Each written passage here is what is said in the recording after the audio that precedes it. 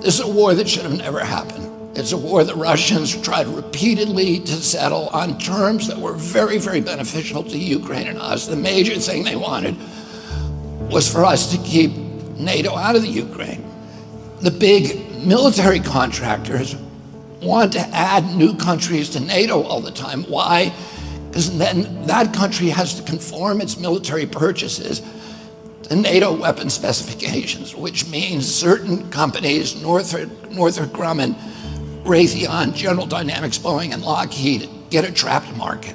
In March of 2022, we committed $113 billion. Just to give you an example, we could have built a home for almost every homeless person in this country. We then committed another $24 billion since then, 2 months ago, and now President Biden's asking for another $60 billion. But the big, big expenses are going to come after the war, when we have to rebuild all the things that we destroyed. Mitch McConnell was asked, can we really afford to spend $113 billion to Ukraine?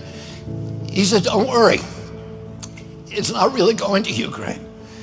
It's going to American defense manufacturers. So he just admitted it's a money laundering scheme. And who do you think owns every one of those companies? BlackRock.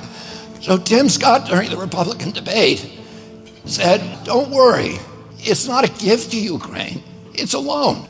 So raise your hand if you think that that loan's ever getting paid back. Yeah, of course it's not. So why do they call it a loan? Because if they call it a loan, they can impose loan conditions. And what are the loan conditions that we impose on?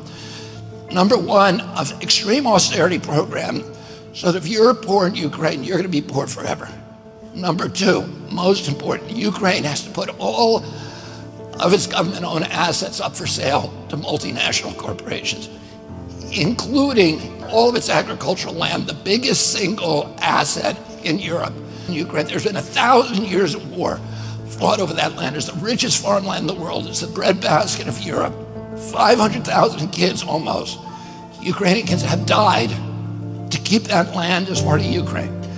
They almost certainly didn't know about this loan condition. They've already sold 30% of it. The buyers were DuPont, Cargill, and Monsanto. Who do you think owns all of those companies? Yeah, BlackRock. And then in December, President Biden gave out the contract to rebuild Ukraine. And who do you think got that contract? BlackRock. So they're doing this right in front of us. They don't even care that we know anymore, because they know that they can get away with it. And how do they know that? Because they have a strategy. And that strategy is an old strategy, which is they keep us at war with each other. They keep us hating on each other.